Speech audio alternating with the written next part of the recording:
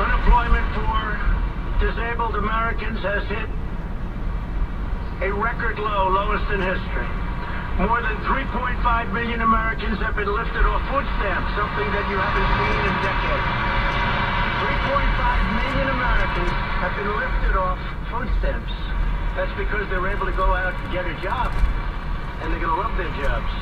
95% of American manufacturers are optimistic about their company's outlook, and that's the highest level also in history, and that's an old survey, been around a long time. Manufacturing wages are expected at the fastest rate in over 17 years. Business and consumer confidence has reached historic highs. So far this year, American exports are up nearly 20%. I've only been here a little more than a year and a half. Over the same period in the year before I took office, we've become a net exporter of natural gas for the first time since 1957. When I took office, 1.6 were working than 8 years before. We had lost almost 200,000 manufacturing jobs under the previous administration, and you all know. They say, well, you have to lose manufacturing jobs. It'll get worse and worse.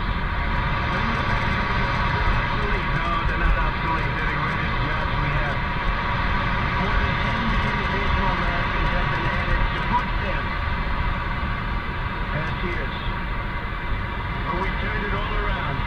Once again, we are the economic envy of the entire world. When I meet the leaders of countries, the first thing they say invariably is, Mr. President, so nice to meet you. Congratulations on your economy.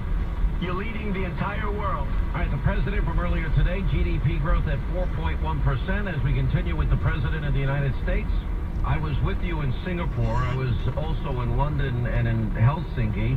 Now, one of the promises that Kim Jong-un made to you, and we still have not had rockets fired over Japan or hostages were released. We're talking about denuclearization. One of his launch facilities has been dismantled, but now the remains of Americans have come home, are coming home, and we saw that earlier today, but also NATO is also paying more money. Well, a lot of things have changed since I became president, and when I was with President Obama in the Oval Office, which I guess is something that presidents do, they have a meeting, and I had a very interesting meeting, but he did say the biggest single problem that our country has is the problem with North Korea, and he was very perplexed, and I can understand that, and it could have led to war. And I did ask, have you spoken to him? And the answer was no. And I said, you know, to myself, it would be a good thing to speak. We did meet. We had a great meeting, a very, very great meeting. I mean, I think you could have lost 50 million people more. If you think that Seoul has 28 million people, it's right on the border. You know, people say hundreds of thousands, not hundreds. We're talking about 50, 60, 100 million people could have been wiped out and lost. We had a great meeting, historic. And among other things, where the remains are starting to come back, missiles have been stopped. We don't have rockets and missiles shot over Japan. The hostages, we got them back. Even before I left, we got them back. Nuclear testing, no more. Rocket testing, no more. So many things have changed. And, you know, one thing, all of their propaganda material and the propaganda, which has been up for years, propaganda, the signs, the music, it's all stopped. It's all been taken down. So many positive things have happened, and, you know, we have time. There's no rush. I told my people, don't rush. We have sanctions on. We haven't taken any sanctions off, and we hope, I look forward to the time when we do take the sanctions off, because when that happens, a lot of good things will have happened on the other side. But, so we're very proud of that. I'm very proud of the fact that with NATO, they were taking in less and less money every year. But last year, which was my first meeting, they took in $44 billion more because I said, you have to pay your bills. We were paying for everybody else. And this year, we raised by at least hundreds of billions of dollars. So we took in $44 billion last year, and all of that goes toward protecting, most of it, toward protecting against Russia. And then they say I'm friendly with Russia. Russia's not happy about what I did with NATO. Russia's not happy about all of this tremendous amount of money that now is flowing into these countries who weren't paying their bills. I mean, they were delinquent in many cases.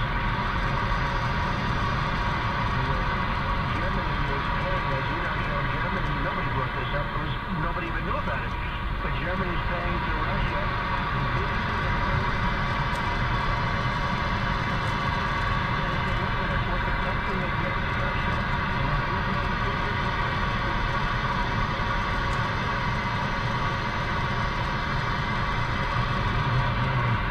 Energy resources than anybody knows in the world. This last question, sir, because I know you got to run. Happening, Sean. That was part of the deal I made with the European Union. They're opening up. Well, that's millions of jobs for Americans in the energy sector. That would be great. That's right.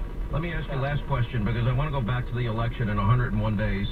And I see the agenda just as you described it. I've been saying it as well, that they want to, impeach you. We know they just tell everybody to stop saying it. They want the tax cuts reversed. They want their crumbs back. They want to eliminate ICE, open borders, keep Obamacare, stop investigations. I don't hear anything that is going to help the American people.